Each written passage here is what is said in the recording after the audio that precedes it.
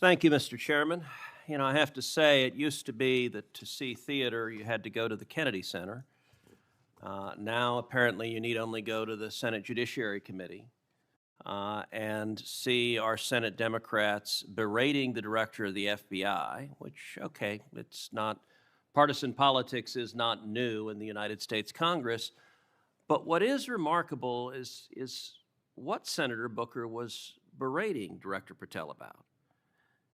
He wasn't berating him for failing to do his job, but rather he was furious for Director Patel for successfully doing his job. For 4 years, the Democrats under Joe Biden had an open border that undermined the safety of every single American. They allowed 12 million illegal aliens to come into this country to invade this country, and every single day Americans were murdered, women were raped, children were assaulted by violent criminals that Democrats released. Now, Director Patel, I found Senator Booker's questioning really bizarre. He asked you, have you reassigned FBI agents from human trafficking to immigration issues? Director Patel, are the Mexican cartels that are bringing people illegally into this country engaged in human trafficking? Yes, sir. What the hell does it mean to reassign someone from human trafficking to immigration? The greatest human trafficking in the world has been over the last 4 years at our southern border. It is modern-day slavery that the Democrats still defend. They still defend those open borders. Mr. Patel, he also said, did you reassign FBI agents from protecting children to immigration? How many children have you found that were victimized by the open borders of the previous administration? 4,700. 4,700. And yet, oddly, I don't hear a Democrat here saying, gosh, thanks for protecting those kids. 35% increase year to date last year.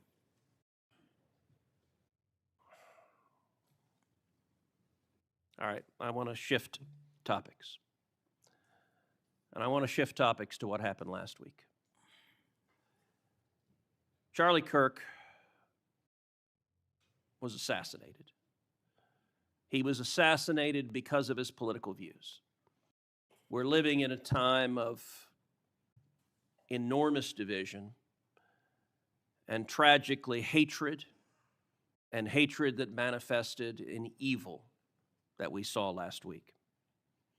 Now, the FBI, working in concert with state and local law enforcement, apprehended what appears to be, in all likelihood, the murderer. And you did so in just 33 hours. So I want to start by just congratulating you and the FBI agents and state and local law enforcement for successfully apprehending the murderer in less than a day and a half.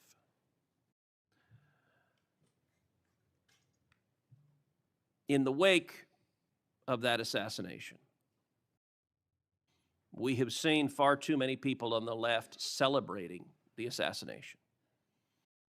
We've seen Democrats, we've seen activists cheering it on. We've seen, tragically, teachers in high schools, teachers in elementary schools, university professors cheering on the murder of Charlie Kirk. You and I both knew Charlie well. He was a good friend. He was an extraordinary man.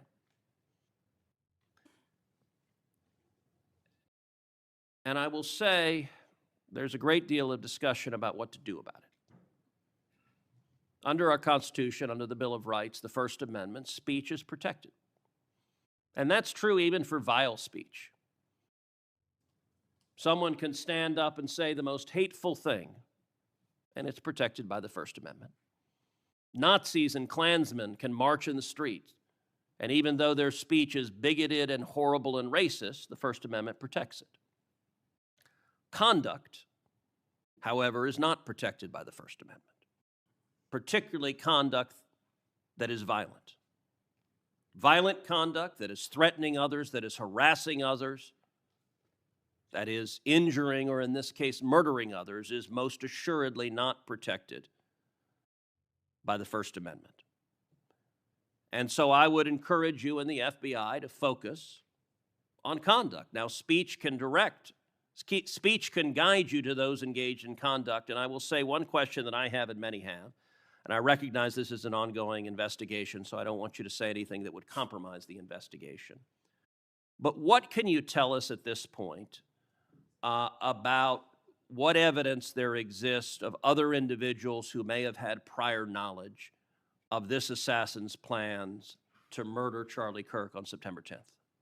Generally speaking, we've interviewed numerous people, family members and friends, including the partner, to provide us with a detailed history of the knowledge he may have had, the suspect may have had prior to. We're still mapping out who, if anyone, was involved as an accomplice. As I said, the investigation is ongoing. We're also speaking to and going to interview numerous individuals online who were part of a chat group that was involved in this heinous assassination. And we're also going to work with our state and local partners out in Utah to find out what community organizations, if any, participated or had any foreknowledge of this information. But it's very much ongoing. I remind everybody that it's not even been a week since Charlie's tragic death. Is it accurate, it's been widely reported that the assassin's roommate was a transgender man who was transitioning to be female, and it's also been reported that they may have been romantic partners. Is that accurate? Yes, Senator. And I assume the FBI is investigating. It has also been reported that there were transgender chat rooms that may have had some awareness of the plan to commit this murder. Is that accurate as well? I'm sorry, can you repeat the question? It's been reported that there were chat rooms of transgender activists that indicated some degree of potentially of foreknowledge of this murder. We're still developing that. Do you have any information the bullet casings had on them both Antifa and LGBT wording on them? Do you have any indication of the source of those engravings and what inspired them? As to the actual source, we're still developing that. I want to encourage you in the course of this investigation, absolutely go after anyone who aided and abetted. But I want to more broadly encourage you, follow the money. The violence we are seeing is not purely organic. There is, I believe, significant money that is spreading dissension, that is spreading violence. Antifa. Do you believe Antifa is a terrorist organization? I believe Antifa is associated with a lot of violence in this country. As to its designation, I'll leave that to the appropriate authorities. So I would encourage the administration to designate Antifa as a terrorist organization, to go systematically after Antifa. They've committed acts of violence all over the country. And the shell casings have multiple references to slogans that Antifa has popularized. I believe there is considerable money funding it. I would note that I've introduced legislation called the Stop Funders Act. Stop Funders Act would add rioting to the list of predicate offenses under RICO. I believe the money should be tracked and prosecuted under RICO. And both the Antifa and Black Lives Matter riots of a couple of years ago and the pro-open border riots in Los Angeles and other cities of this past year, I believe there was significant money behind those riots. I'm not the only person who noticed at the anti-Semitic protests and violent protests on college campuses that many of the tents all matched. And so I would ask, would it aid your ability to prosecute these matters if Congress passed into law the Stop Funders Act and if rioting was added to the list of predicate offenses for RICO? Yes.